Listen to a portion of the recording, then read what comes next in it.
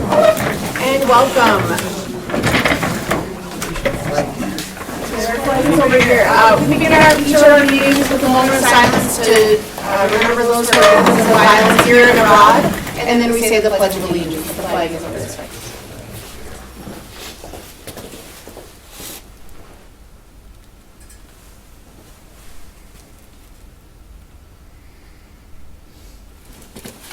I pledge allegiance to the flag of the United States of America and to the republic for which it stands, one nation, under God, indivisible, with liberty and justice for all.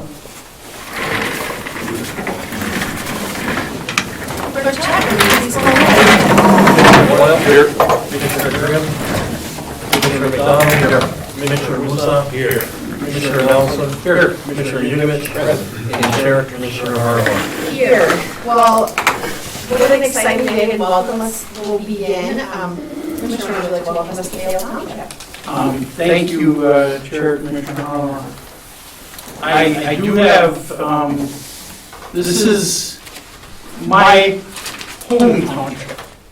And townships, everybody who knows about townships, Commissioner McDonald and Commissioner Yugovich and Musaf all have many townships in their districts as well.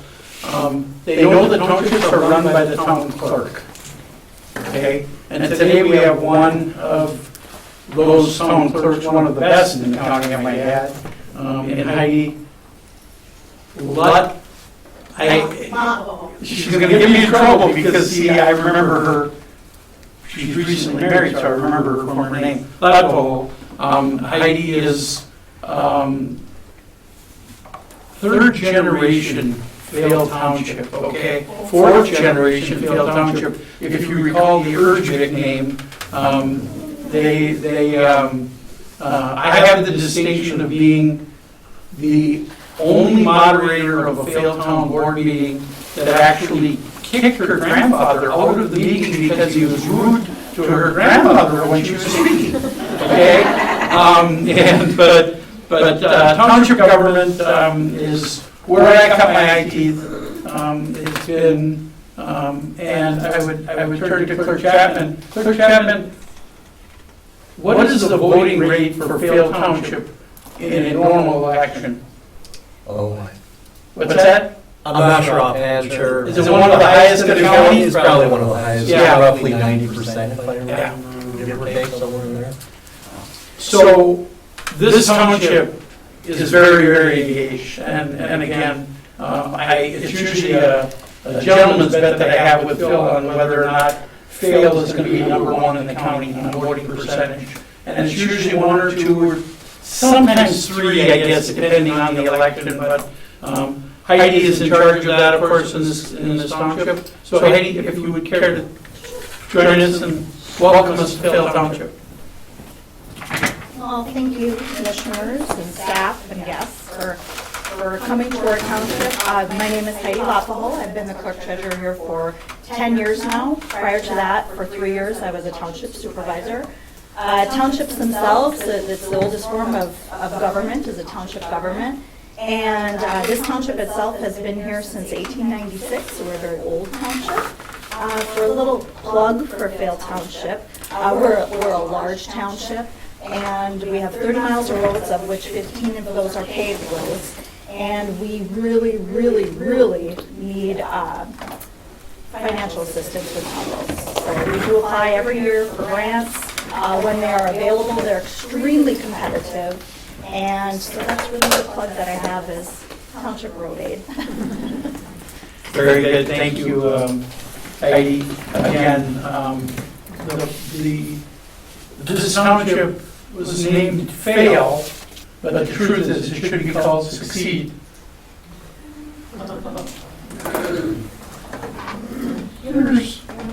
Thank you, Commissioner. And so sometimes Back to you. it means the most to come back to your own spot. That's important. Again, I've told you we had a cabin on St. Mary's Lake, so I grew up a long time on the shores of St. Mary's Lake when I was younger. I'm so excited to pass this over to Commissioner Nelson again, but to welcome the Rockridge State Champion Girls Tennis Team.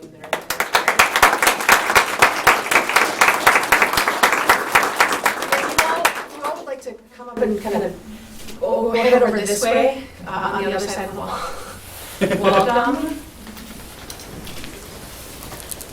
Thank you, Madam Chair. First of all, I would like to do just a little bit of a history lesson here because we as commissioners are all very familiar with our horse rec account. Okay. Well, back in 2004, a gentleman came to me as a commissioner, George Erickson, came to me as a commissioner and wanted to start an indoor tennis facility. So we took forest rec money, about, give or take, about $60,000 of forest rec money went directly into the tennis for all building, which started in 2007. I had to pull this up offline because I couldn't remember. I'm getting old, I couldn't remember quite that far back. But 2007 was when the building was completed.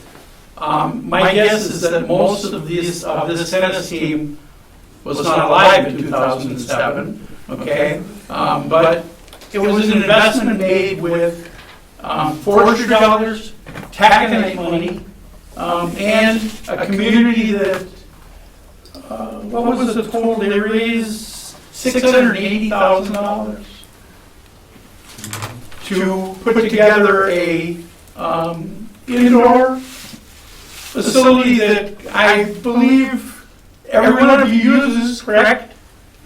And it's year-round, so it's being, this facility is being used, and it's a testament to the communities, okay, and how much pride the communities have in the athletic teams, whether it's girls tennis, boys tennis, with the different facilities that have been built. Rock Ridge, we have, I think Dana's in the audience because I remember her telling me, wow, what a facility, okay? But it's really a commitment of the Quad Cities to support our young athletes, support the programs, and Madam Chair, look at the success.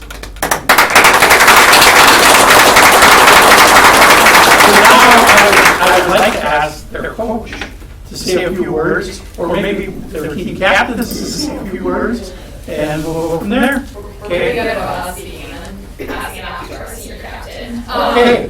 Thank you for having us here today. We never thought we'd be in this position, so it was really cool to recognize these girls have put in so much work on and off of the courts, but also on and off the season.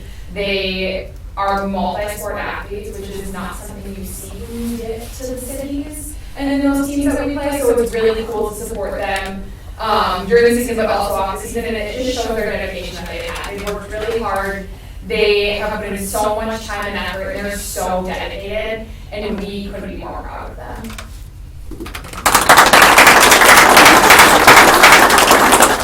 Mike, that's what I was just going to ask. Individually, can we start on this end by Kevin? He's the old guy with gray hair. I'd have him gray. Okay. If you could introduce yourselves, I would really appreciate it. I'm Eveleth. I'm Nikki Peterson. Me, Scott. I'm Madeline Sunny. I'm Mario. Alice Johnson. I'm Kodak. I'm Louise Vermont. I'm Eveleth Peterson. I'm Judy Meadows. I'm Jess Jonathan, one of the head coaches. Jim Brandon, volunteer assistant. Tom Roseanne, volunteer assistant. Very good. Now our team captain was going to say a few words, I believe. I just think it was a great experience overall. I mean, I never thought we'd get that far. We knew we had a great chance kind of going into the season. We had a good record the year prior, but we went into 3 classes instead of 2 this year.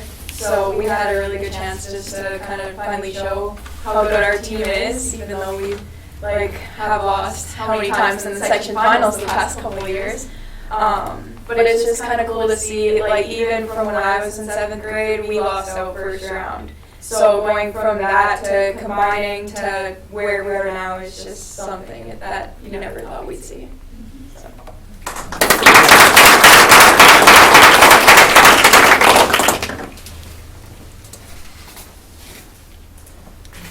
So we have a citizen recognition that was put together just so that y'all understand how much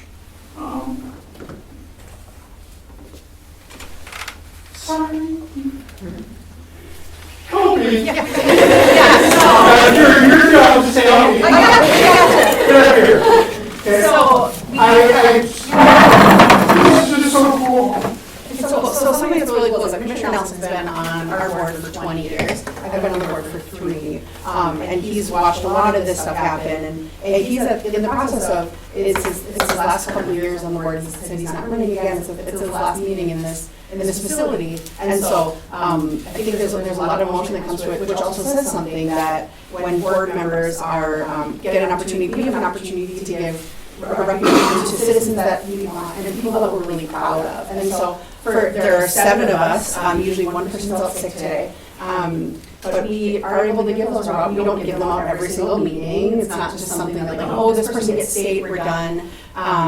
It really means something for people to choose that. And so I think one of the cool things I'm hearing you talk about is experiencing loss and experiencing leadership and how exciting to see these communities come together. It's not easy to have schools coming together. And sometimes the parents get more frustrated than the kids. But I bet you've made a lot of new friends. Because your team done a lot of team building in the last couple of years. That's really cool. Like, that's why I ever run for So it's great, and my mom is a graduate of Virginia High School, so I'm not Rockridge, but someone that I've always watched along the way. My cousin actually played tennis growing up, so we'll pass it along to you. So the outstanding citizen recognition again for y'all. Thank you for coming today. I apologize for our administrator Ray's shameless photos that he has to take ahead of time. But could we all get a photograph with you, all my fellow commissioners? Commissioner Boyle. Thank you, Commissioner. I just want to say that Administrator Gray really fancies himself as being a pretty good tennis player. And I would like to challenge our team captain. I want you guys to come up with a date, and I want to see that. I want to see. Our money's going to be on y'all. Yeah, so is theirs. I want you to challenge him, right? Okay, that's a date. Commissioner McDonald. Thank you, Commissioner Nelson. Again, congratulations. If you go through and introduce yourself, those names definitely ring a bell from Virginia, Eveleth, Gilbert, and surrounding areas. Part of my district is at Britt, so He's taking credit for part of the Rock Ridge. And I wore a little bit of the Rock Ridge colors today. And because, as we said in the 70s, winning a state championship is really mint. So, congratulations, and it's good to see Doc Britton back there, who was one of the architects of Tennis for All. So, thank you very much. There's a lot of people involved in Tennis for All, and I wasn't, when I said George Erickson, he was the first one to come to me, but boy, there was a lot of people, and I remember it was a bit of a struggle for a couple of years to get that money put together and get that facility built, but that facility has helped support your program, which is a big part of it. Commissioner, you can share your hand up as well. Yeah, just briefly, Commissioner McDonald and I spend time, he does more so than I do, but we go to the state tournament, we visit when our schools end up at the state tournament, as most of us do, and we continue to hear good things about our student athletes, which makes us so proud to have wonderful student athletes. It's great to bring home the hardware and be a state champion. You'll never be forgotten. You're wonderful. But when we hear good things about the Rock Ridge team and the fans and the coaching staff, as we've heard from different organizations and schools that have been in a state tournament, this is what it's all about. You represented us so well, and we heard so many good things. Thank you. Not only are you great tennis players, you're wonderful people. And that's we could not be more proud of that. Commissioner McDonald speaks about men. He was not only a state champion in a team sport, but in an individual basket weaving. So the last thing I want to is that we in our community need strong leaders. We're citizens that are elected officials. There are several of us that are county board members. We have an elected county auditor. She's in charge of making sure all of our money is spent the way that it's supposed to spend, and all the systems and processes are in place. We have our county attorney here, and she oversees. As a Virginia grad as well. Virginia grad as well. And then we have our St. Louis County Sheriff that's back there. All 10 elected officials for St. Louis County. We need leaders, and it takes people that step up and learn to really like to do that. So if you want to talk about that, reach out to someone else. So let's make sure we get a picture. Please. I'd like to add one thing. A number of the girls mentioned after we won the state tournament about the number of parents and fans that were down there that really helped push them along. We had more fans than any other team down there. Thank you. Yes.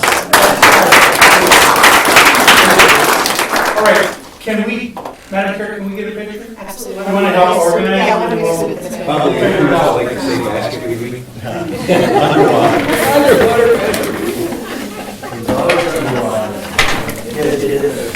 You never forget that. What? You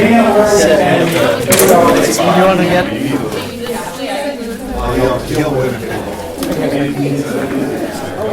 Quite the crew. We'll get McDonald in the back because he's tall. Okay?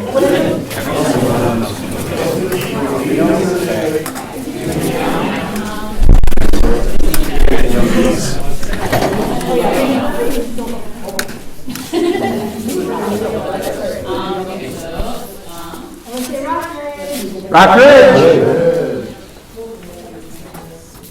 Alright, everybody look and smile. Underwater basket. Dad told me I might have a long career. Congratulations on that weaving. Basket weaving. His dad told me I was going to have a long career in underwater basket weaving. It wasn't going to be in basketball.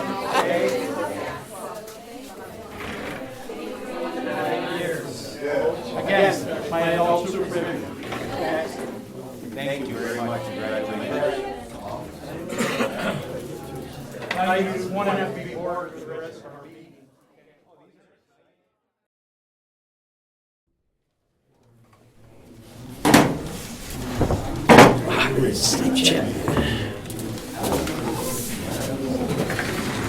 I needed a little explanation for you to ahead. That's like saying your hip. Yeah, Madam Chair, I want to thank you so much for the ability to do that. Okay? That was it. As the father of an educator, these kids have been exceptional all the way through. And they're great students, which is something that, you know, Mike's words were very, very appropriate. They're just great kids. So, working hard in all aspects. But again, thank this board for that. I'll send this around. This is on Virginia Indoor Facility that we donated to back in 2000, before Kevin, because he would have never done it, I'm sure. But back in 2006, I believe, is when we put the Forest Rec dollars into it. IRRR put money into it. That building was truly the springboard.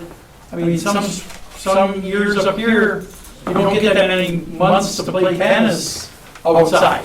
And these kids put the time in.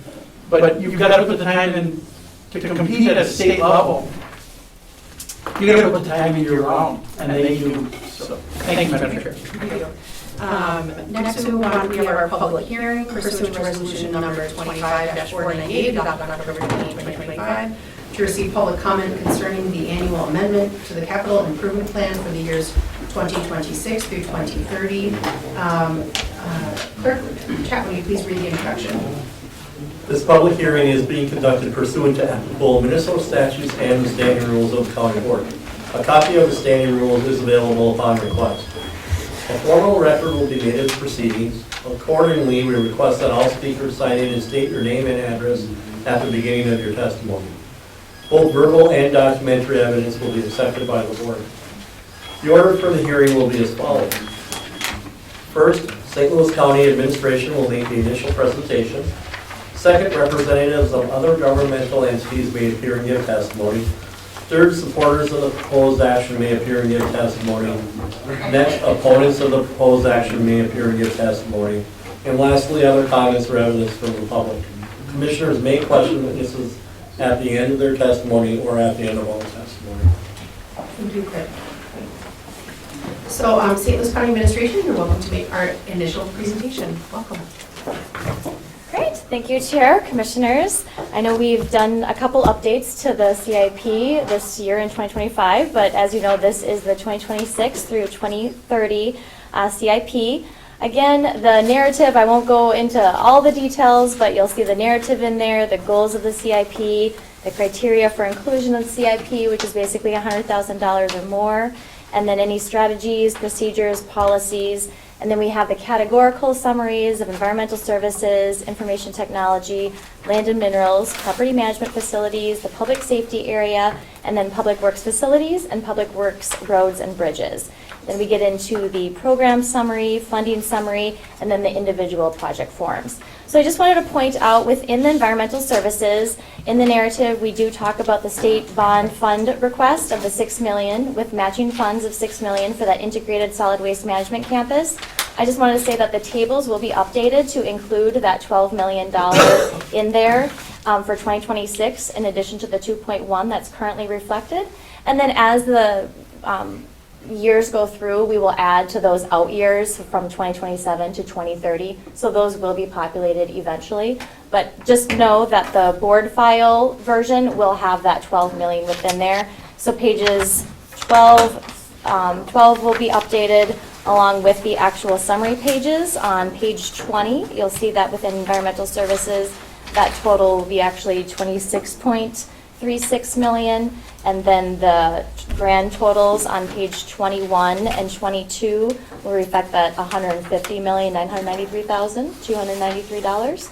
And then the grand total for both of those, whether it be the CIP summary or the CIP funding summary, will reflect that additional 12 million to make the final total of $535,700,346. So please note that as you make a motion to hopefully approve the CIP. If there are any other questions, I can go through that, but you do have a presentation in front of you. You can see that we just wanted to point out that St. Louis County was featured in the Association of Minnesota Counties for our references to sustainability. You can see in here that includes long-term operating cost savings and environmental health protection. And that's really great that, right now we have that big depot HVAC project, we have the big integrated solid waste management campus. We're really making sustainability efforts, not only from an environmental standpoint, but also from a cost saving standpoint, with leading to energy efficiencies and things like that. So well done with this board in its support for a sustainability process. And then walking through the process for the CIP, process versus policy. Right now, we have a kind of a standard way of doing things. We create the CIP, we have the survey of what we have for existing inventory, and identify funding sources, really evaluate the project and proposals, and then select the projects that belong into the plan. And again, this is a plan, so it will be constantly evolving. I know Jim Faldesi in Public Works constantly says this is really a snapshot in time. We're constantly evolving what our needs of the county are and assessing what can be done. In the future, we may tighten up how we do things, and we may consider certain policies, review what other counties are doing, but it's great that St. Louis County was recognized. As far as grants go, just wanted to touch on a few of those Minnesota things that are available to us, the Division of Energy Resources. As you know, we have applied for that geothermal planning grant for the Central Range Transportation Building within the Division of Energy Sources. We have been, we are putting in our application by December 1st for solar on our public works facilities, and that's in Culver, Kugler, and Whiteface. So Carola, our sustainability and capital planning coordinator, is working very closely with our property management director, Shane Peterson, on getting all of that figured out. And then we are trying to take advantage of these elective pay. The solar and EV credits do expire July 4th of 2026. However, geothermal will be continuing until 2034. And then that direct pay tax credit, which is 30% of the total project cost, we want to take advantage of that. So I will turn it over to our Green Corps member, Paul, if you want to come up here. Paul Dolan-Lene. He will talk about how he's contributing to sustainability initiatives at St. Louis County. So, welcome. Good morning, Commissioners. I will try and make this brief. Just give you an introduction. I'm Paul Dolan-Lene. I am serving in AmeriCorps through Minnesota Green Corps in the Administration Department. Carola Dalen, our wonderful Sustainability Director, is my supervisor. Give you a bit of my background. I have a degree in biology and then a master's in integrated biosciences. My focus was ornithology, birds. So if you ever want any information about like the spatial distribution of chestnut-sided warblers, which was my thesis, you are more than welcome to ask. But be aware, don't get me talking about birds because I will pontificate forever. I spent about 7 years in retail, managing a specialty store in Duluth, and then for the last 2 years, I have been the community steward with Conservation Minnesota in Duluth as well. That was serving through AmeriCorps as well in the Climate Impact Corps. My work for the county here is going to be, again, in the Sustainability Department. So what I'm doing is going to be things like energy auditing, like I will be adding the depot into the B3 benchmarking system so we can take a look at how that HVAC remodeling is going to affect energy use in the building, updating and maintaining the county's solar inventory, so making sure that we're tracking our investment in solar across the county buildings. Fleet operations, we're going to be taking a look at sort of analyzing county fleet usage, putting a survey out to employees to see how these vehicles are being used, so we can maybe make some recommendations on electric vehicle usage or maybe installation of electric chargers. And then we're going to be working on sustainability storytelling. So developing and promoting sustainability stories to highlight the county's initiatives on sustainability. That's going to be for use both internally and potentially put out to the public, and I will also be helping sort of update the county's sustainability webpage as part of that. And so why are we doing all of this? My job here, I'll be here for the next 10 months, is going to be to sort of help make those practical, prioritized recommendations for energy savings, clean energy investments, and improved efficiency for all of the county's operations. So I'm looking forward to working with you folks, and thank you for your time. Thank you. Thank you very much. Colleagues, any questions for our presenters at this moment? Clear. Thank you very much for that, Mark, and thank you.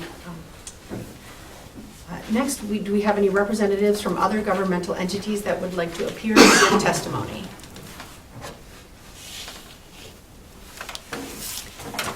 Any representative, or excuse me, any supporters from the proposed action may appear and give testimony.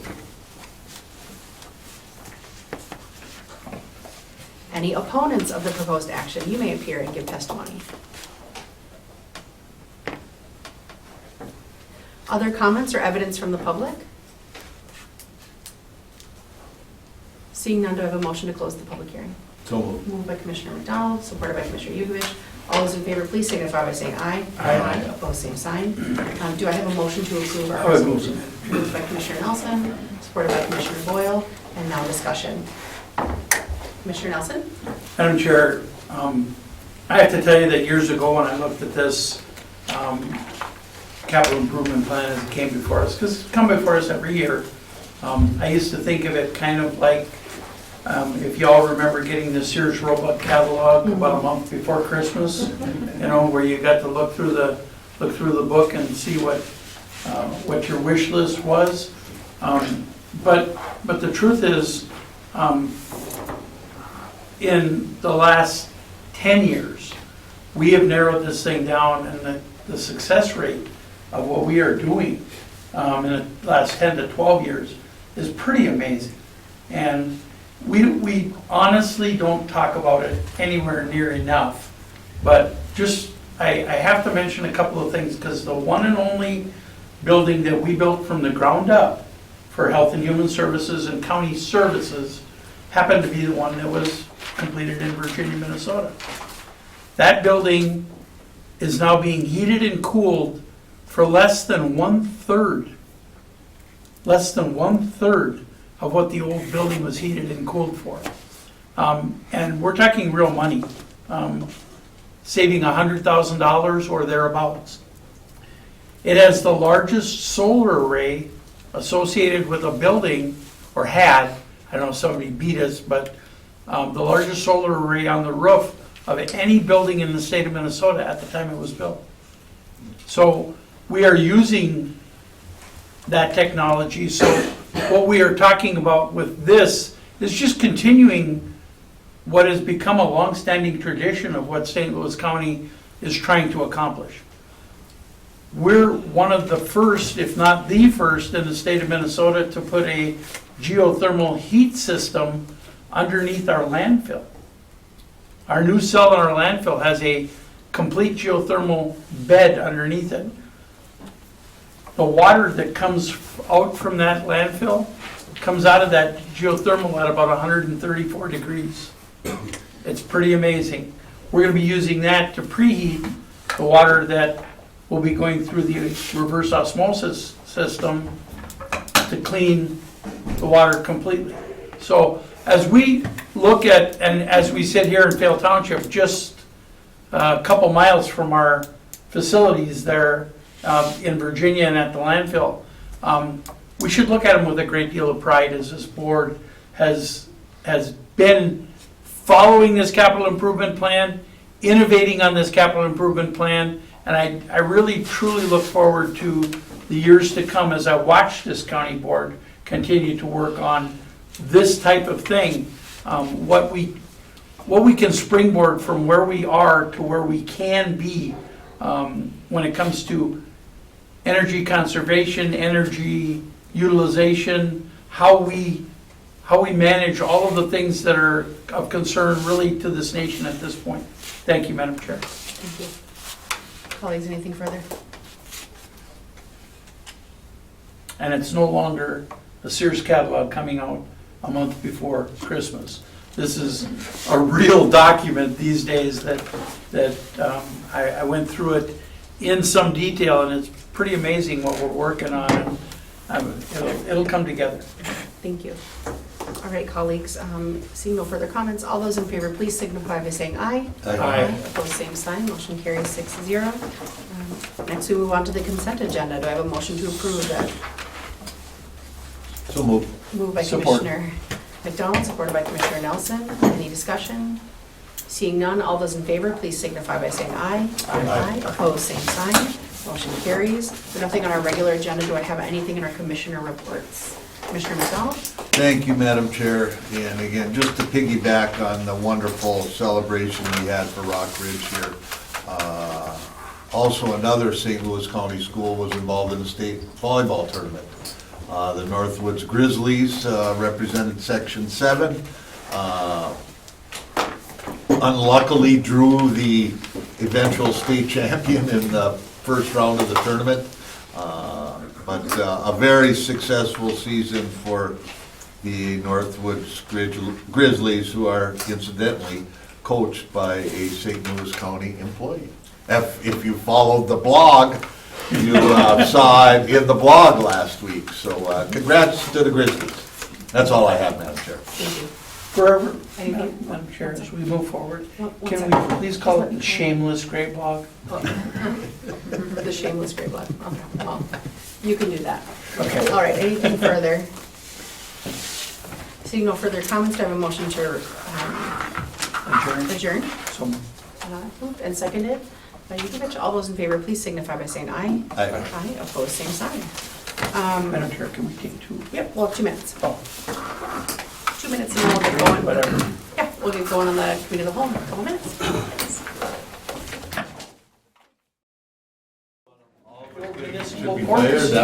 All right, we are going to we will get rolling. Clerk Chapman, will you please call roll for the committee of the whole? Commissioner Boyle? Here. Commissioner Grimm, Commissioner McDonald. Here. Commissioner Musa. Here. Commissioner Nelson. Here. Commissioner Udrich. And Chair Commissioner Harla. Here. Thank you, Clerk Chapman. Do I have a motion to approve our consent agenda? So moved, Chair. Moved by Commissioner Musa, supported by Commissioner Boyle. Anything to pull down?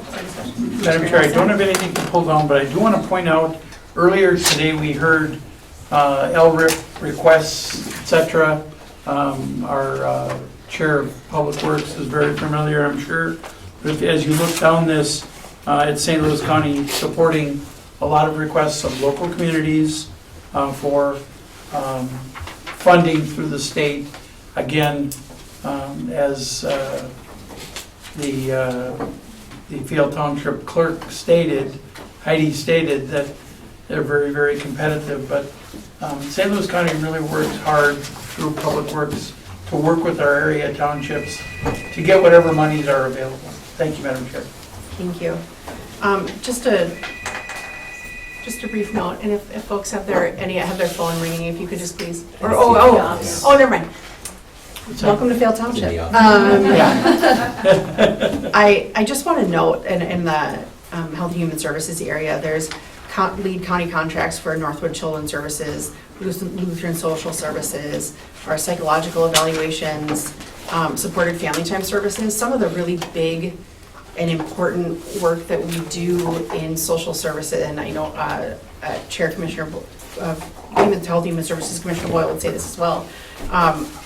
These are some of the last stops for kiddos that are in our community, the ones that really need it, and we continue to hear stories about these places really supporting folks. So, and I believe these are all off of levy, correct? We don't get reimbursed for a lot of this?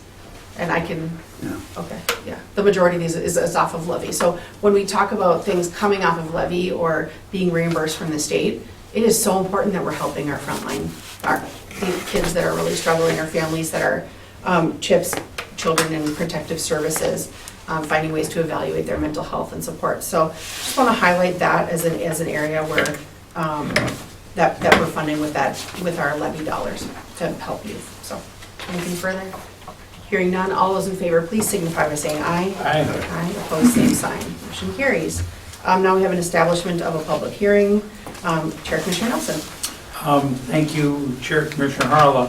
I have one item to set a public hearing for. It's to establish a public hearing for suspension revocation of liquor licenses for property tax non-payment for Tuesday, December 16th at 10 a.m. in the St. Louis County Courthouse in Duluth. This is a standard practice in the event that someone does not pay their property taxes, and I would move it, Madam Chair. Support. Moved and supported. No discussion because it's a public hearing we're setting. All those in favor signify by saying aye. Aye. Opposed, same sign. The motion is carried. Back to you, Madam Chair. Great, thank you, Commissioner Nelson. Next, we move on to our regular agenda, our Public Works and Transportation Committee, Chair Commissioner Musa. Thank you, Chair Harla. As you can see, colleagues, there's 4 items today under Public Works and Transportation. First being Board Letter 25-559. This is a Sourcewell lease/purchase of 11 excavators for 2026. The lease/purchase version is we're leasing until the end of the contract and purchasing them for one day. That has turned into quite the savings for the county. You can see the vendors here with NUS equipment being the best purchase, as you can see in the board letter, for these excavators. I would move this. Is there support? Support. Supported by Commissioner McDonald. Administrator Gray. Thank you, Chair Musaf. Commissioners, as was noted, the action before the board is to authorize the lease to purchase of 11 excavators from NUS Truck and Equipment out of Duluth. The 5-year commitment, 4-year commitment becomes $2.4 million. But a lot of this started with the lease to purchase because we need to grab equipment when we could grab it, especially in the COVID era. It's expanded to be a tool in our financial toolbox to identify these funds and stretch our capital dollars over multiple years. So Volvo will be the brand, and that meets with high ratings, and we're appreciative of the competitive environment, the good work of purchasing, and Chad Skelton and Brian Boder from Public Works as well for really monitoring these fleet activities and needs and keeping our equipment current, both for efficiency and life cycle costing purposes, but also for the safety of our operators. Thank you, Administrator Gray. I know our Public Works Director, Mr. Faldesi, was very enthused with the quality of equipment that we got for the price. Any questions or comments, Commissioners? Seeing none, all those in favor signify by saying aye. Aye. Opposed, same sign. Motion carries. Next up, we have Board Letter 25-560, a similar type of action for some of our annual situations here for Sourcewell lease to purchase 12 motor graders, road graders, to take care of our infrastructure needs for 2026. You can see some of the similar situations in the resolution, and I would move this. Is there support? Support. Supported by Commissioner McDonald. Administrator Gray. Thank you, Chair Musaf. Commissioners, as noted, this is authorized the lease to purchase of 12 graders, approximately a third of our fleet, from McCoy Construction Forestry of Duluth. The total payable amount over the lease period is approximately $3.8 million. And this is through Sourcewell, and we get the benefit of tax-exempt municipal leasing financing. And so it's a complicated product, but it does allow us to rotate a significant portion and upgrade them in a cost-effective way. This is a 5-year lease versus a 4-year lease. In this particular instance, that was the best option for us. And as you know, with 1,600 miles of gravel roads, in addition to our 1,400 miles of paved roads, our investment, whether it's in excavators and or, in this case, motor graders, is a significant tool for our maintenance and operations team and for the preservation of our assets that the road system is. Thank you, Administrator Gray. Commissioners, comments or questions on this one? Yes, Commissioner Nelson. Thank you, Chair, Commissioner Musaf. Commissioner Yugovich and I both heard at the last Township Officers meeting the quality of our gravel roads. I think both of us heard that loud and clear, and the quality of the mowing along the gravel roads. So please bring that back to our Public Works Department, if you would, Chair, Commissioner Musaf. And this is just a continuation of being able to continue to do that with the equipment that this board has been affording to our Public Works Department. So thank you. Well noted, Commissioner Nelson. Any further comments or questions, Commissioners? Seeing none, all those in favor signify by saying aye. Aye. Opposed? Ayes have it, motion carries. Next, you'll see Board Letter 25-561. This is an agreement for appraisal services on our Rice Lake Corridor road project. As you can see, the different appraisals companies, firms that have been solicited on here under the Public Works Department. Our director, Mr. Faldesi, did want to share that this is a large project, hence why we see the one selected that is selected to take on a project of this size, and expects that a small local firm will be used along with them to take care of some of the tasks as well. So I would move this resolution. Is there support? Support. Supported by Commissioner Harla. Administrator Gray. Thank you, Chair Musaf. Commissioners, this award of contract to Landvest Inc. is to conduct the appraisal services necessary for the completion of the Rice Lake Corridor project. So it's a very significant investment that this board has been engaged in through, as we've seen some of the grants come through, and the investments that we're going to make in that corridor, which I think is going to be a very exciting development for St. Louis County and for the city of Rice Lake. So the action before the board is authorized us to enter in this engineering services agreement with Landvest Inc. of Tomahawk. Thank you, Administrator Gray. Commissioners, questions, comments? Seeing none, all those in favor signify by saying aye. Aye. Any opposed? Ayes have it, motion carries. Last but not least, in Public Works, today we have Board Letter 25-562. We can see this is an award of bids. In your board packet, you can see the very competitive bids being awarded to KGM. 16.5% under engineers' estimates on this project, which is very nice to see. Would my Northern Commissioners care to move and support this one? I'd gladly move this one with PQI of almost 2. It's time. Moved by Commissioner McDonald. Is there support? I'll support that, even though he's getting every road in his district done. Supported by Commissioner Nelson. That's a tall task in his district to get them all done. Administrator Gray, what would you like to add to this one? Thank you, Chairman Mussaf and Commissioners. Just to highlight that this is our transportation sales tax. The taxpayers and visitors to St. Louis County are really supporting these, the funding stream for this through our transportation sales tax fund. So you'll see a lot of signs to indicate that these are our local sales tax dollars at work. In addition, as we have unorganized township responsibilities, approximately $470,000 plus of the total is from our unorganized township fund, which just shows the level of commitment that this county has to our UT, our unorganized townships, but also the magnitude of the challenge relative to the rest of the state as we look at 73 plus townships and another 77, 78 unorganized townships. So hard at work with the sales tax and appreciate the support of our residents and our visitors. We're getting a lot of a bang for our buck in this project, and as was noted by the chair, the KGM Contractors is the apparent low bidder and coming in below the engineer's estimate significantly, so a win across the board there. Thank you, Administrator Gray. I will say hats off to our Public Works Department being ahead of next season's road work season and securing these good prices. Commissioner comments, questions? Commissioner Nelson. Thank you, Chair, Commissioner Mussaf. I have to say this probably more often than anyone wants to hear it, but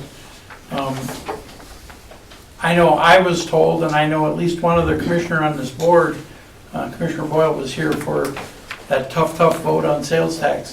I heard it 100 times that I would never get reelected if I voted for sales tax. Well, that's happened twice since the sales tax was put in, and the truth is, Chair, Commissioner Mussaf, our roads have never been in better shape. And this is another example of improving those roads. Really in a tough, I looked at a bunch of the ones that are on the maps, and they are roads that are in dire need, but that's the need that we've been meeting because of the sales tax. So I know I've thanked Commissioner Boyle for that vote before. I'll thank him again, because it took a lot of political courage to do that, sitting in Duluth, and I'm sure you were not here at that time, so I'm certain you would have supported it as well, but it was very important to do and has made truly a significant difference. Thank you, Mr. Chair. Thank you, Commissioner Nelson. Further comments or questions, Commissioners? Seeing none, all those in favor signify by saying aye. Aye. Any opposed? Ayes have it, motion passes. Chair Harlow, that's all we have today in Public Works. Thank you very much. I'll move it on to our Chair of Central Management and Intergovernmental Committee, Chair Commissioner McDonald. Thank you, Madam Chair. One item today before us, it's Board Letter 25-563. It is the new St. Louis County policy coming from the state of Minnesota on Minnesota paid leave law. Would you? I'll move without recommendation. Moved without recommendation. I will support it. With that, do we want Director Gottschall to take this? We do have some speakers signed up, and then after Deputy Administrator Gottschall, I got to get those terminologies together, and then we'll call on our speakers for input as well. So, go ahead, Jim. Thank you, Chair. Commissioner McDonald, Commissioners. As we discussed back on October 21st at the County Board Workshop, the state of Minnesota, the legislature approved the Minnesota paid leave law during the 2023 legislative session, and that goes into effect January 1st, 2026. So like many other employers around the state of Minnesota, we are entering our final phases of the implementation process. One of the steps is to adopt a policy for St. Louis County on how we're going to administer the paid leave law. While there's many obligations that are placed on employers, adopting policy is not one of them, but adopting a policy also clarifies the obligations of the employer, as well as establishing expectations that we have for employees to make sure that we administer this correctly and in the spirits of the legislation. The Minnesota paid leave law provides up to 12 weeks of protected paid leave, which is different than the federal Family Medical Leave Act. FMLA is unpaid, whereas the Minnesota paid leave actually makes it a paid type of medical leave. The Minnesota paid leave law also provides up to 12 weeks of family type leave. That could be for bonding with a newborn child, it could be for a military exigency type leave, it could be for somebody who is caring for another family member, or also for somebody who might be experiencing domestic abuse or stalking or sexual abuse. So there is protected leave for that as well. The county's paid leave policy establishes what our expectations are for employees for notice, for employees who are planning to take the leave. It also establishes that the county will be participating in the state's deed paid leave program, the Department of Employment and Economic Development. As you recall from the workshop, there is an option for the county if it wanted to purchase a separate insurance policy, but we thought that in the first year, what made the most sense for us as a county was to utilize the state's program. And also there are some decision points around the premium sharing. As you recall, the initial premium for administering the program is going to be 0.88%. The law requires that the employer has to pay at least 50% of that premium, and that the employer can charge the other 50% to employees.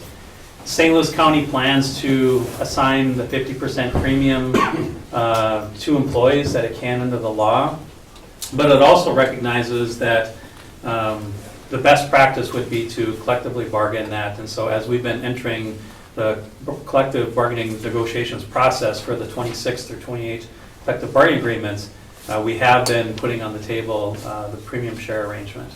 One of the benefits to employees by paying their share of the premium, which is a after-tax premium, is it makes half of the benefit that they receive through the Minnesota paid leave law a pre-tax or a non-taxed benefit. And so there's a much greater benefit to employees to not have to pay tax on half of the benefit than paying a tax on just a few dollars per pay period. There are some other decision points, including how the county is going to structure, whether we're going to offer wage replacement. And we figured that it would make the most sense that if an employee has applied for the leave, and if there's a delay in processing that leave or issuing payments, to give our employees the ability to utilize their own accrued time.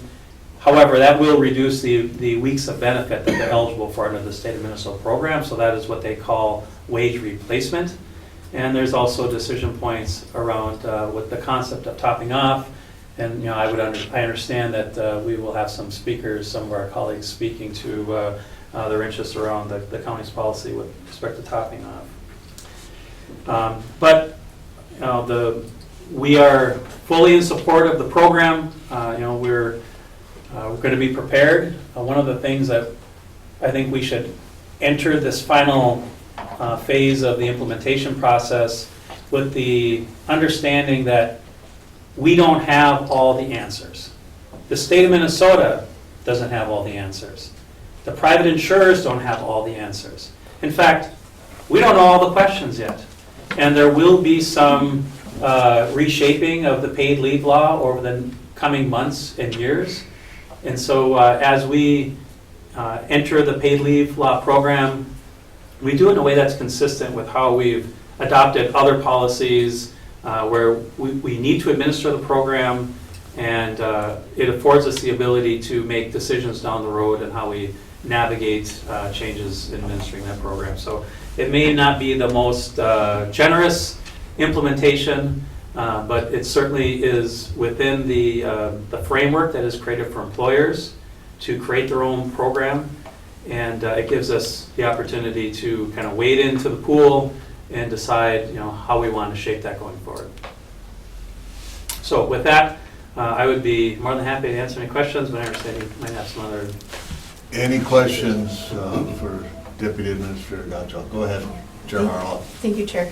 I am wondering if you could just touch briefly on the shift that we legally have to make with the IRS on ensuring that we can still do vacation donation, and that will continue, but that we have to make sure that we have to update the program as is. Thank you. Chair McDonald, Commissioner Harlow, Commissioners, it's a great question. Thank you for that.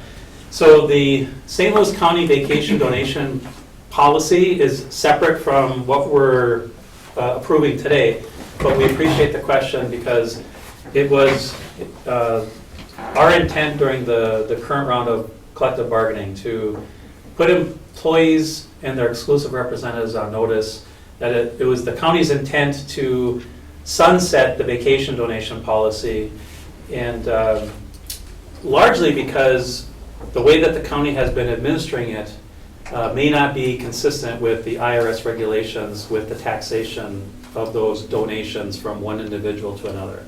And the way that the county's vacation donation policy is structured is we have employees who are running out of time and they're seeking a donation of vacation, which is converted to sick leave for them.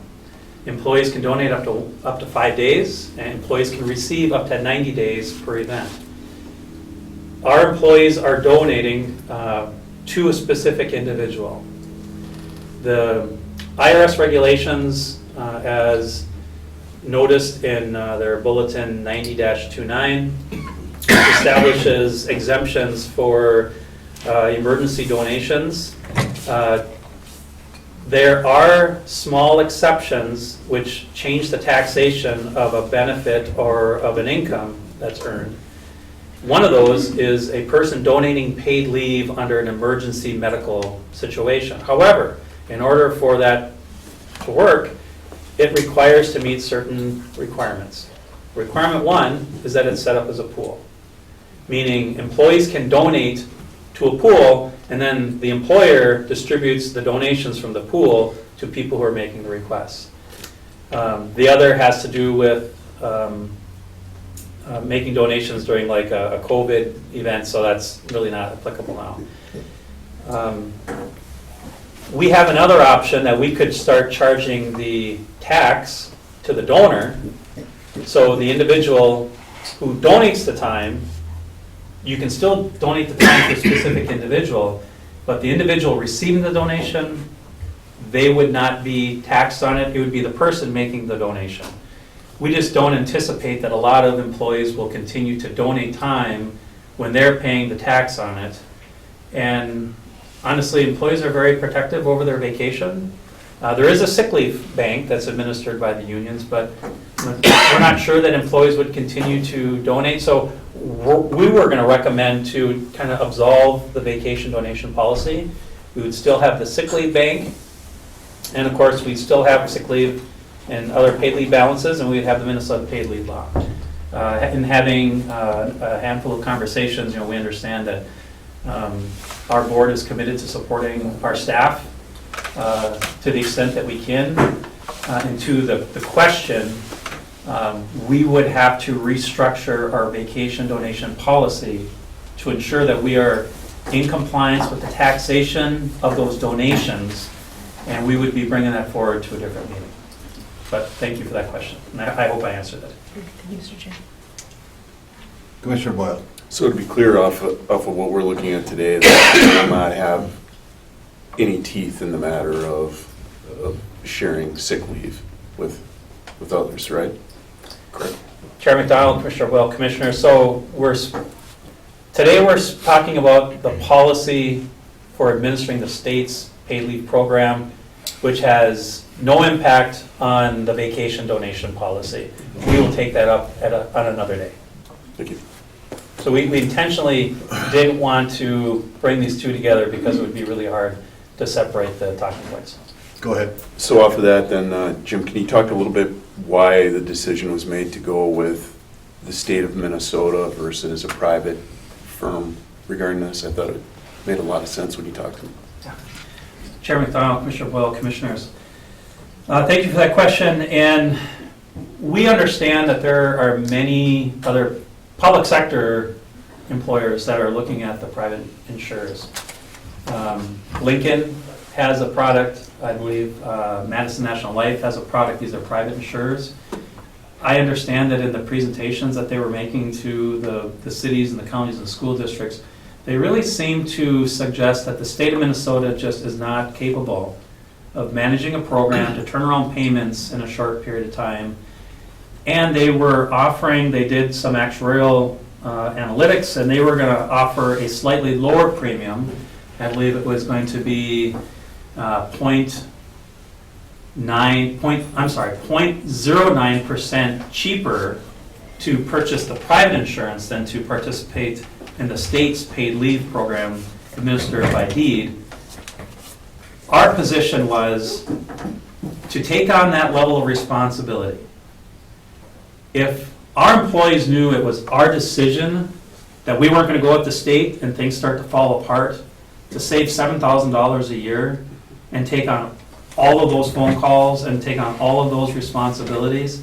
And we have been reassured by the state of Minnesota. Greg Norfleet is the director of the paid leave program for DEED. He has committed to the state of Minnesota that they have staffed up the DEED Minnesota paid leave program 125% of the necessary staffing level to process all applications received in fewer than 2 weeks.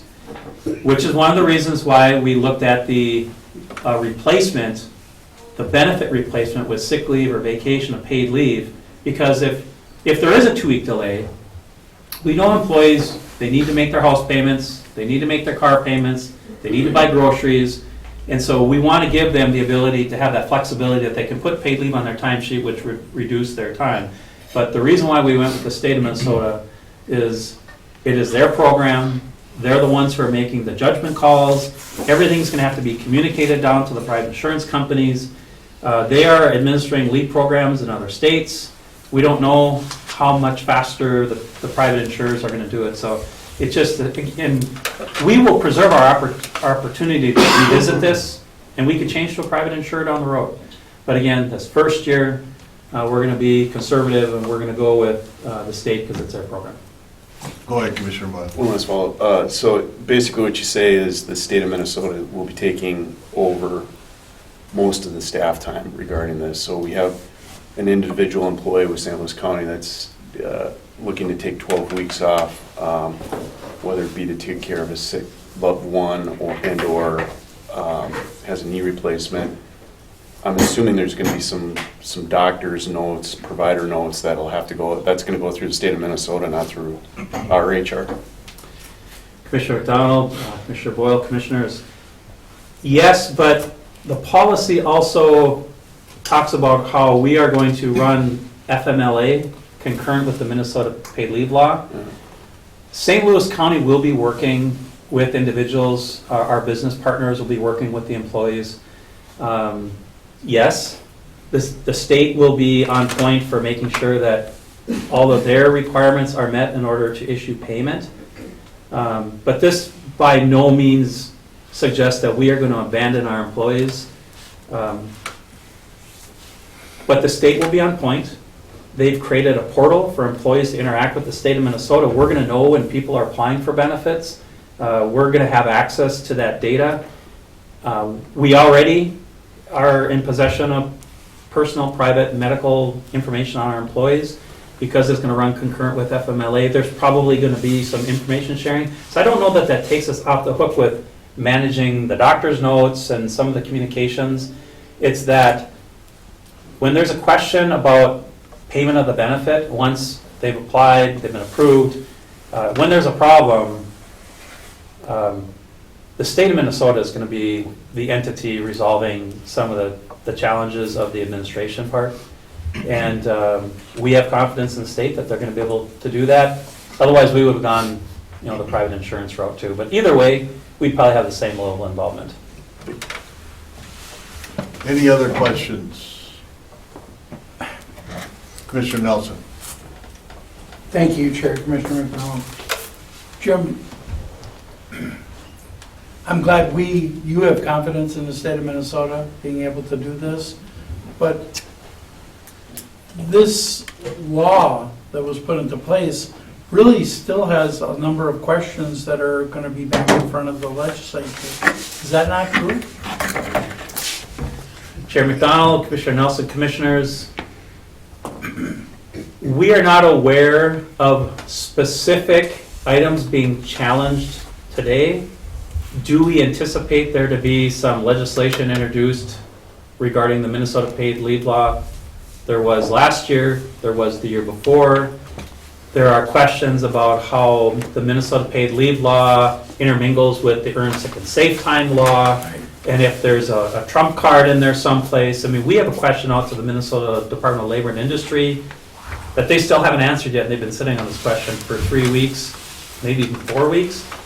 And they typically turn those questions around in 2 or 3 days. So there is still some larger issues that probably need to be resolved. There might be legal challenges. Some of those might come back to the legislature. I think that's a fair statement. But we're not aware of any gaping holes in the program. Certainly none that would be different from a private insurer versus the state of Minnesota. And we didn't, I guess I don't want to say that the state of Minnesota is going to be, knocking this out of the park at 100% on day one. But they seem to have, satisfied the commitments they've made to this point.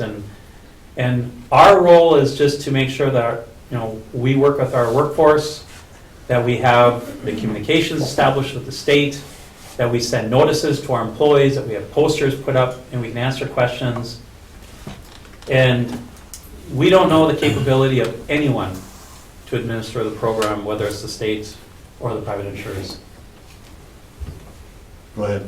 And thank you, Chair Commissioner McConnell. My point is, in the last several years, we've saw a number of laws where the law is simply ahead of the state's ability to administer it, or anyone's ability to administer it, because there's not enough clarity in the actual legislation, along with how it interacts with various other programs. So, I mean, I agree with choosing the state in the first year without a question, but where I'm at with the law, I think you're going to see a number of questions come up in front of the legislature, just like last year. And this time around, they're going to have to deal with some of them, because there's going to be consequences that are going to cost the state millions of dollars. So I'm apprehensive about the whole program, let alone the state's ability to manage it. Thank you, Mr. Chair. And again, just in talking with friends from other counties, we're not alone in this thing. There's a lot of people exactly where we're at now. And a lot of them are taking the route we're taking. And as we find out some of these unknowns and what's coming, and as the program's administered, and then on February 17th, when the legislature reconvenes and we see what comes out of there, it's going to be an interesting dynamic as we try to put all this together through deed and through the legislative process. But again, keeping in mind that on behalf of our employees, we want to do what's right as well. So appreciate it. And with that, we do have a couple speakers. If you can, again, give us your name and address. So first up, we have Chris Pinker. Welcome. Thank you, Chair McDonald, Commissioners. I am here today not as your attorney. I am here as the president of Local 3761. Local 3761 represents the Assistant County Attorney's Unit as well as the County Attorney's Office investigators. We do have a couple folks here from Merit and Basic in support of this as well. I'm here today to talk about the Minnesota Paid Family and Medical Leave law that was, that we're discussing right now. But specifically one decision point that the county has made in this policy, which is to not allow employees to use their accrued leave to supplement or top off the benefits that are provided by the state. In leading up to negotiations this year, one of the issues, and it happened last time, it happens every time, is the concept of parental leave and medical leave for our members. The paid family medical leave law is a great step in the right direction for employees to be able to take time off for significant medical or family events. However, what I was hearing consistently from the membership, and I've heard it from Merit and Basic as well, is employees are not likely to use that benefit without the ability to top off. And the reason is that the PFML provides anywhere from 90% down to 55% of your wages. You do not get your full wage as a result of this program. And folks are living paycheck to paycheck. They're going to have a hard time taking a 10 to 45% plus reduction in income. If the county were to allow employees to top off, use their benefits to get back to whole, financially, I think it would be utilized in a far greater number. From my perspective, from the union's perspective, it's to the benefit of both the county and the unions and to your employees to allow topping off and to allow to encourage use of this program. The state is requiring the county to pay 50% of the premiums. The other half goes to the employees, so we're both paying into this account. So we might as well use it and recoup some of the monies that we're paying in premiums. And from our perspective, if we don't get the top off, the likelihood that we're going to use it is very low, and so we're never going to recoup those monies. Now, I recognize, and I talked to Jim, Deputy Administrator Gottschall, prior to this, that depending where you land in the pay scale, that dictates the percentage of your wage that you're going to get back through this program. And so certain units are going to use it more than others as a result of that. But ideally, everybody gets to utilize this program and in a way that allows them to be made whole and not have to worry about covering 10 to 50% of their income while on this program. The other issue, if topping off is not allowed, and this is my understanding of it, and I'm not an expert on this, but if an employee is on this program, they're on unpaid leave with St. Louis County, and they're going to need to pay in to the county to cover their portion of the employee benefits while they're out on PFML. And so from an administration of this program perspective, there are complications and complexities involved with not allowing topping off in the same way that there is with allowing topping off. If employees are allowed to top off and use some of their county benefits, the monies that they owe to St. Louis County can be taken out of those wages as opposed to the employee having to take or to pay a check to St. Louis County every month to cover their portion of those things. The last point that I wanted to make, and I appreciate the opportunity to speak to you in advance of the policy being passed. In talking with AFSCME, it sounds like Council 65, which represents most of outstate Minnesota, has negotiated the ability to top off into every one of their contracts other than Winona County. Hennepin County is going to allow it, Olmsted County is going to allow it, Stearns County is going to allow it. It sounds to me like Director Gottschall has information that some of the other metro counties are not going to allow it, but I do think that there are a lot of counties that are going to allow it, and we would ask that you do the same. Thank you.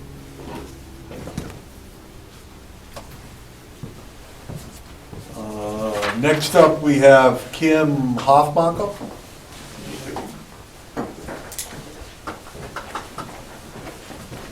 You would introduce yourself, please, for the record. Thank you. My name is Kim Hofmakel. We both represent our basic and merit bargaining units, which is approximately 1,200 people in that. And we just wanted to support the attorney's bargaining unit in the fact that it was our request during our negotiations to also be allowed to top off because of the percentage paid through the paid medical leave. We won't be at 100% pay. We're going out in a time of need, obviously, whether it's for self or supporting a family member or whatnot. And being able to use our benefits, our earned time, at the same time we use the paid leave time would be beneficial. We come back in a better spot, come back to work in a better spot, and we're financially supported as well. And I would just like to say that, you know, our bargaining unit represents the lowest paid in St. Louis County, some of the hardest working, lowest paid members. And this would be a huge, significant benefit to those members. I mean, when you're making around $20 or less an hour, this is a really big deal. And so I would just like your support. One other aspect, I'm looking at retiring in, I don't know, hopefully 5 years, we shall see. The aspect that if I use this paid leave from the state, I won't be having my time into para counted, and I won't be having my pay into para counted unless I pay into it, like Chris mentioned.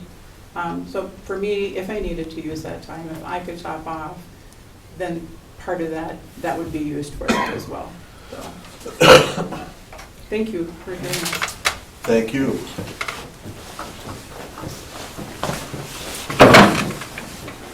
Commissioner discussion? Anything more to add? Again, this was moved without recommendation, so it will be on the regular agenda at our next meeting in beautiful Arrowhead Township. 7th District. Yeah. Commissioner Nelson. Mr. Chair, I'm glad that it's being moved without recommendation. I know there's a lot to be learned. I heard a little bit about it this past week, but I think I don't want to assume, and quite frankly, I don't care what other counties are doing. I care about what we're doing in St. Louis County. But as with everything else, usually a lot of counties are waiting to see what we do before they decide what they're going to do. So I'd like to have some more time to think about this and be able to put it together and make sure that that it's not something that we're putting the cart in front of the horse or something of that nature. I hope, I mean, I certainly hope this law works out, but the ambiguity within it and the potential for abuse within it is pretty apparent. And I hope that there's some steps taken that make it something that works for everyone. Thank you, Mr. Chair. Thank you, Commissioner. Chair Harlow. Yeah, thank you very much, Chair. I want to make sure I'm hearing correctly. I had to step out just to get some water. Sorry. I guess why wouldn't we let staff just utilize their own time that are benefits that they've earned to top off? I feel like it's within our budget. It's within what would be going on. Can you help me understand that? Because if it's their benefit, they should be able to use how they want. Go ahead. Chair McDonald, Commissioner Harlow, Commissioners. It is true that employees have access to, it's their time, right?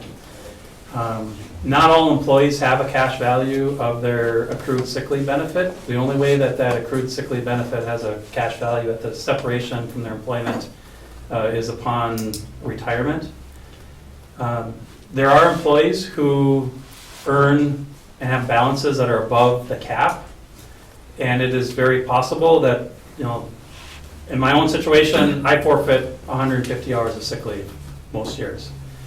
And so there is a portion of that annual sick leave accrual that has no cash value, that just goes away. So it is not always employees who are using their benefit, because that benefit was only available when they have a sick leave event.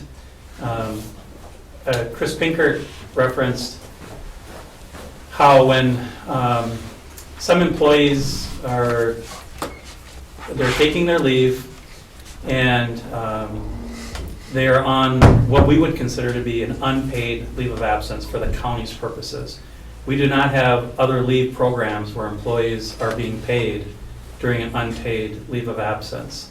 Another item that was discussed was by allowing employees to top off, it gives them income to use to pay for their group insurances, their share of the group insurances. It actually creates a problem for the county because the county is going to require employees to pay that premium in whole each month. If we collect some of the premium, but not all of the premium, what do we do when we don't collect the rest of the premium? We may not even be able to cancel the insurance benefit because they paid part of it, but not all of it. Another reason why we are not topping off, and I think this is to the point that Sasha raised, this benefit is designed by the state to make sure we take care of the people who have the least amount of income, the least amount of means to be able to exist when they have a medical event or if their family suffers some qualifying event. That is why in their formula they establish this concept where they look at the statewide average weekly wage, which is $1,423. For the first 50% of that, all employees, all people who apply for the leave get 90% of the first $711. For the second half of that, for the second $711, everybody gets 66% of that. And so that's almost $1,100 of the $1,400 benefit, and because that is not all taxed for state and federal income tax, because remember, the employees are paying 50% of the premium, which is post-tax. They're not paying federal or state income taxes on half that benefit. And there's no para withholding on that. Employees who earn the least amount of money in the county will come the closest to being made whole. Their net take-home earnings will be the closest to what their regular wage net earnings are. But that does start to go away the more people earn, the bigger that gap is going to grow, because once you're over the $1,423, you only get 50% for those additional earnings, and then there is a cap. The county, for those reasons, is going to continue to offer the short-term disability benefit. If employees want to provide income protection for earnings that are above the statewide average, employees can purchase short-term disability insurance. They can purchase long-term disability insurance. Some of the units are eligible for an employer contribution toward the long-term disability insurance. So in this first year, the county is trying to follow the program as close to the design without getting too carried away with modifying pieces, because we don't know what it's going to look like in 1 or 2 years. The other thing that I wanted to speak to is Kim Hofmuckel mentioned the retirement. And if we're not topping off, we're not going to be contributing service credit for counting toward our pension. Minnesota PERA has already announced, probably over a year ago, that topping off is not para eligible. The only way that earnings that are topping off earnings are going to count toward service credit or para withholdings, there's two conditions. Condition one is if those topping off earnings exceed 50% of the total money that's received for the month. So if you're a highly compensated employee and your cap on the paid family leave benefit is less than 50% of what your earnings were, and so if you're allowed to top off and it's 51%, those individuals will actually have para earning service credits given. The only other situation where para will give service credit is when we deplete the last hours from the bank. That one pay period, they will give a service credit for. So this is one of the areas where people are operating under maybe misinformation. They believe if I get topping off, I get those credits toward my retirement. That's not true for most people. It's a very small portion, and it's the highest compensated individuals who would actually get that para-service credit, not the individuals who the statute's really trying to protect, or the people with the lowest means to make ends meet if they have that catastrophic medical event or someone in their family does. So, does that answer your question? For now, thank you. Anything else, commissioners? Again, move without recommendation. All those in favor, please signify by saying aye. Aye. Opposed? All right, motion carries. That's all I have. Madam Chair, back to you. Thank you very much. And last but not least, to our Environmental and Natural Resources Committee, Chair Commissioner Eveleth.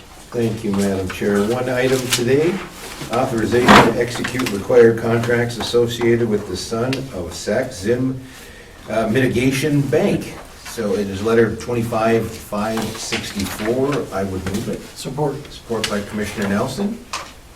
Thank you, Chair Jugovich. Commissioners, the action before the board is to authorize our Planning and Zoning Director, Director Logan's here as well, and he can speak to this, to execute a contract to assist with the responsibilities that we have as a local government unit in this additional or new wetland mitigation bank. We've been through this process before as we look to exchange and consolidate lands in other areas, working through and with the Conservation Fund.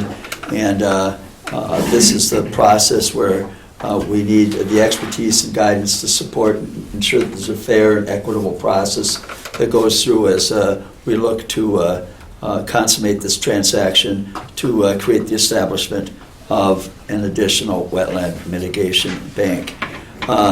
Director Logan can talk a little bit more about this, but there are specific responsibilities and assignments that this entity would help us with, and so our recommendation is that as we pursue and follow the Wetland Conservation Act and Drainage Authority guidelines, which are very technical and specific, and we complete our LGU role, that we enter into this agreement. Comments, questions? Good morning. Good morning. Good to see you, Director. Thank you, Chair Jugovich, Commissioners. Just to, I guess, further Administrator Gray's comments, Ecosystem Investment Partners is looking to do another mitigation bank near the Zaxton Bog, really just to preserve those wetlands in the area. Credits of the bank will be used as compensation for unavoidable wetland impacts for other development in the region. The Land and Minerals Department, including other multiple agencies, Conservation Fund, are working with EIP to acquire some of this land, and all this land will be in private ownership. And back in 2014, when EIP established their first bank, this board adopted a policy to administer wetland banks in the future. It kind of lays out the framework of hiring wetland consultants to utilize their technical expertise in application review, credit releases, and ongoing monitoring of the bank. And they've provided their scope of work to provide those services, and that's in the amount of $168,702. And that will be the request to enter into a contract with them to pay for their services. Part of that policy also authorizes the administrator to impose additional St. Louis County costs and fees to the wetland bank proposer, but that would not include, it wouldn't be additional contract contributions to the consultant.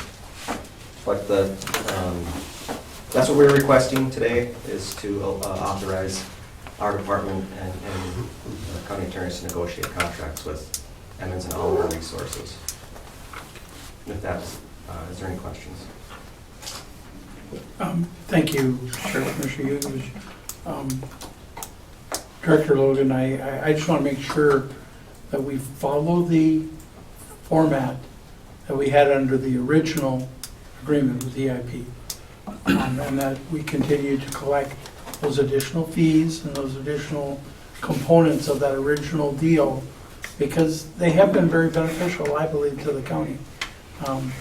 We know they're not going to stick around forever.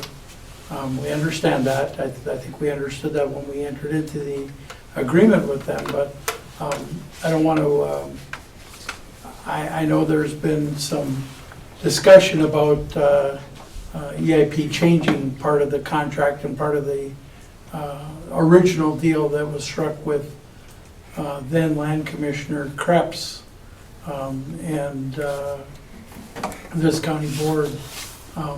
And that format is something that I think still has validity today, and I want to make sure that as we move forward, we continue to follow it. I don't know if I need to add anything to this resolution to do that. I think the message should be from this board, though, that the original agreement was struck very well, and we should not be getting set up to renegotiate something that we already have. Thank you, Mr. Chair. Mr. Chair, in that regard, and I could look to Deputy Mr. Marinucci or County Attorney Mackey. We have been working on this, and the contributions by EIP will be a discussion point. I suspect the format will be a little bit different, and the approach so that there's more flexibility to utilize this funding versus the current model. So we're in active negotiations to utilize the proceeds that have been generated to the extent possible and allowable by the trust, and that we're having ongoing discussions as to next steps to solidify a model that gives us a little bit more opportunity to utilize those funds. So the same concept, probably a different legal structure to afford the board and the county more flexibility. Mr. Chair, just to be clear, I'm only talking about the money. I want to make sure we get the same amount of money that we can use for whatever we need to use it for. I appreciate the additional flexibility, but I don't want to be put in a position with EIP where they somehow figure that they can cut a better deal with us, because I think they've got an excellent deal with us, but I agree with you, we need to have more flexibility in the utilization. I just want to make sure that as we're dealing with these big Eastern corporations, that they understand that this is not flyover country. Thank you, Mr. Chair. Anyone else? Thank you. That being said, all in favor signify by saying aye. Aye. Opposed? Okay, motion carries. Thank you. Back to you, Madam Chair. Thank you, Mr. Chair. Any further commissioner discussion items?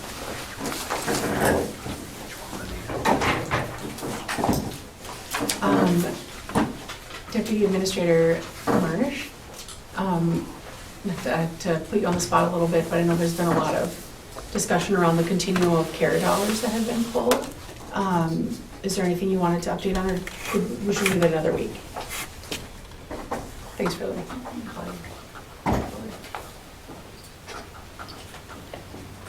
Thank you. Good morning, fellow commissioners. At this point, I can give you a little synopsis of where we are, what we know, and kind of our next process steps. I know it's on your radar as we look at direct federal funding that the county receives continuum of care funding. Our governance board, the members that you appoint, put together a combined application. We have a coordinator on our team, and annually we receive between $3.5 and $4 million, depending on the year, depending on the parameters, that directly funds services, beds, staff across 40 some providers and projects the federal government contracts directly with those providers. The funds do not come through the county, even though we are the applicant on behalf of the continuum of care. And so we have had indications and been monitoring, as I know several of you have, like the proposed changes that HUD has been discussing. And so we've had insight into what those could be, and quickly after the shutdown ended last Friday, the NOFO, the Notice of Funding Opportunity, was released. And so now we are working through that and then working with those 40-some projects and organizations that form our application as a region. And so a couple of the immediate items to put on your radar is, one, there is the anticipated cap in the percentage of Tier 1. It's a very complicated proposal system, but in the number of projects that fund permanent supportive housing. So St. Louis County, our continuum of care has a very high percentage of COC funding that funds existing permanent supportive housing units. And the current administration has a very strong policy shift away from those. So what we're doing right now is working to make sure all of the applicant partners, so all of our community organizations, understand the changes, that we really understand the changes, and that we understand what they're interested and capable of doing to have a more competitive application. It will certainly impact funding that they may be eligible for, but there's a lot of other things released in this notice of funding that may impact eligibility. So our guidance from our county attorney's office right now is, we don't know for sure how some of this will be interpreted at the moment of a funding decision. We should apply and let that decision be where it is. Some of the criteria state, compliance with a number of different executive orders. And it talks about current compliance and prior compliance. So that, we will not know how these will be scored. We will not know how that will be assessed, but that's certainly a worry. I think the underlying worry is that this is between $3.5 and $4 million a year that directly funds staff and supportive housing beds countywide for our most vulnerable people. And so if we have reduced eligibility for these funds, or if we're not as successful in an application, there could potentially be significant holes. One other concern, there's other items, I won't go into all the details, but other items that, again, partners will have to consider how they make themselves more competitive given the new guidance for eligibility. We will not know more than they do. We're staying in touch with certainly all of our partners in the state and in the region, but we really won't know more than they would. One other thing I would just put on your radar is the timing. And so, again, this was released Friday. It's due January 16th. It's a very significant process to do all of this. Again, we have a coordinator. We have 2 people who work part-time on this, one full-time, one part-time, that's funded through our planning grant, which we have received. Direct federal funding, we did receive that. So it's due January 16th. The federal government is anticipating the contracts wouldn't start until June or July. They're kind of on a rolling cycle because, again, the federal government contracts directly with all of those individual projects and organizations. There are 2 specifically in St. Louis County as part of our combined application whose funding ends in April. And that is ACO for their shelter, and that is Center City Housing's, I don't have it right in front of me, I think Cecilia's House, like one specific unit under Center City. So again, those are just another consideration where we're trying to make sure all of our partners understand potential impacts. We don't know more than they do, but just kind of all the considerations. So right now, our staff is working to assess kind of interest, willingness, knowledge across all the partners to make changes. There's a provider meeting Monday, again, based on all of that, we're going to put together the plan for to maximize competitiveness, considering all of this new information. So that is where we are.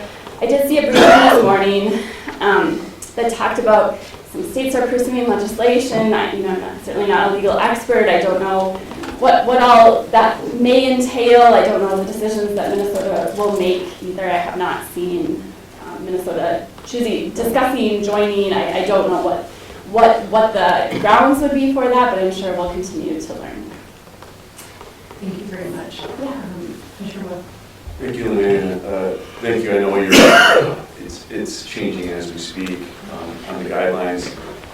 One of the concerns I know, I've been exchanging different articles and stuff like that on what exactly it can entitle and curtail, but is there a worry that it could go by state emphasis with the federal government? I read that could possibly be a case where if it doesn't follow quite what the executive authority is, it could harm more states than others, and vice versa. Chair Harlow, Commissioner Boyle, I don't believe we've seen anything in the release that exactly gets at statewide eligibility, but there are some changes both in, previously there was you had a basis that you would continue to keep.